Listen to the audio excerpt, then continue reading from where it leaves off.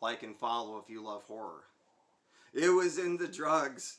Like part of its mind were in the drugs. That's why the shit was so good. After a while we could feel it. It was in our fucking heads. It still is. It was fucking eating us. It was fucking absorbing us, man. Dustin began to thrash wildly. Calm the fuck down. Joan tried to steady the car as Dustin thrashed. She gave him a quick knuckle shot to the ribs, forcing him to ball up again. I get it. It sounds like a real nightmare. But you don't get to run anymore. Live with it. Deal with it. Take some fucking responsibility for it. Don't let it fucking eat me, man. Dustin sobbed. All I wanted was a family to believe it. I didn't know what I was doing. You don't want to get eaten? Then pay attention. Joan managed to calm herself enough not to bark again. We're going to have to explain this in a way that makes sense. So far, we have no evidence and no links tying any incident to anything of significance. We're going to need to explain why we are being hunted by local police and why we burnt down a sporting goods store. This needs to make sense, not just to us, but to cops who are going to be asked to turn us over to other cops with reciprocity.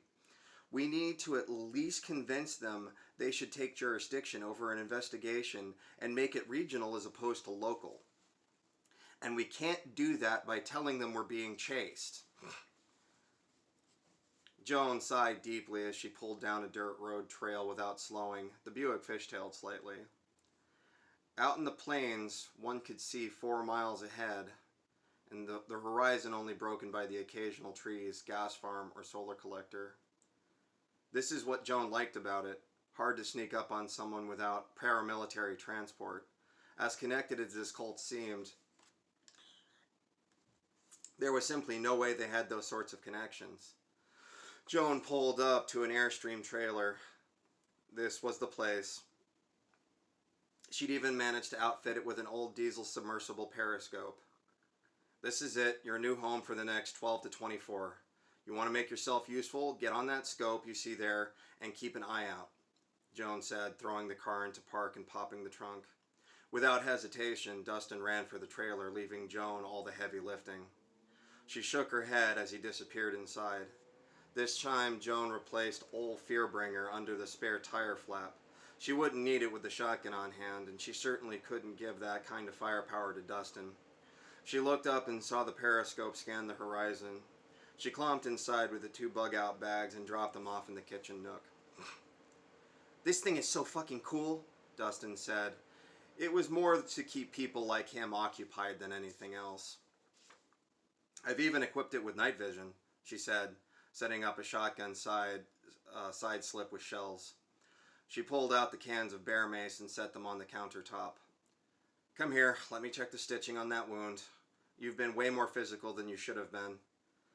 Joan produced the emergency medical kit from the cop and sporting goods store. She pulled out cleaning pads and antiseptic ointment with fresh bandages.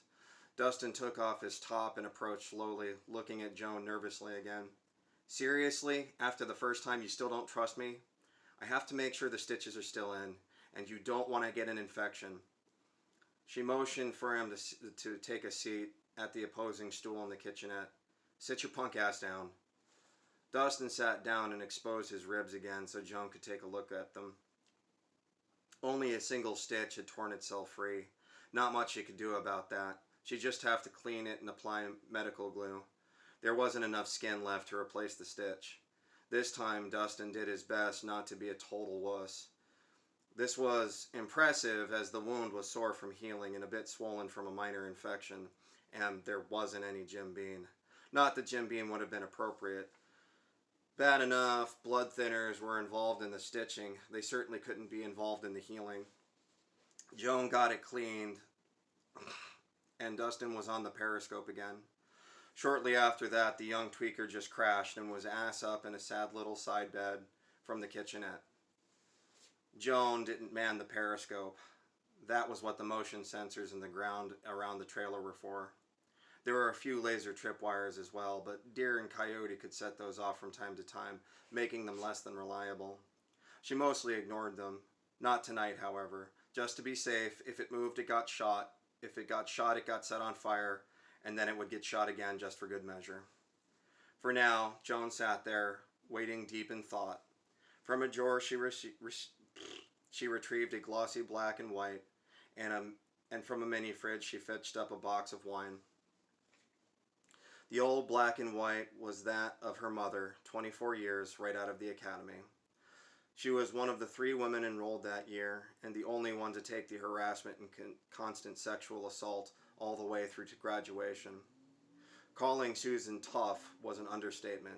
That'd be like calling a honey badger tough. The word just didn't do it justice. Joan used to joke, in the dictionary under the word bitch, it says see Susan. By the end of her first year, Susan was written up so many times by the system that didn't want her, it was clear tough wasn't good enough. So not only did she have to be tough, but she had to get smart and fast. Breaking the fingers of a fellow cadet was still seen as assault, forget where those fingers had pinched seconds before. The system didn't care, and Susan wasn't going to let them win. This was the woman that eventually gained the rank of detective. This was a woman who eventually gained the rank of lieutenant. This was a woman who eventually earned, through blood, sweat, in a system that did not want her, the rank of captain. This is the woman who raised Joan by herself while she ran a goddamn city. This is the woman who took a bullet for a city when Joan was only 14. This is the woman who left Joan to a boarding school system. This is the woman who would have been disappointed when Joan left the academy no more than 3 months away from graduation. This is the woman whose legacy was betrayed because Joan didn't get smarter, she just got bitter, and someone was going to lose a damn limb for sticking it where they shouldn't have. Joan put the photo back and polished off her glass of wine. Then something caught her eye. The periscope handles were slowly turning. A skittering went across the roof. No fucking way. Joan stood slowly and cocked her pilfered shotgun. Why do I bother saying that? She moved over to Dustin and nudged him slightly with the butt of her gun. Dustin woke with a jerk. Joan threw her hand over his mouth and only made eye contact with him long enough to motion upwards. Another skittering came across the roof, followed by another, and then another down the side of the trailer. The periscope handles continued to slowly turn, and Joan slipped up on them to peer through. And, that's where we're going to leave that for now. We're going to skip ahead a little bit. Okay.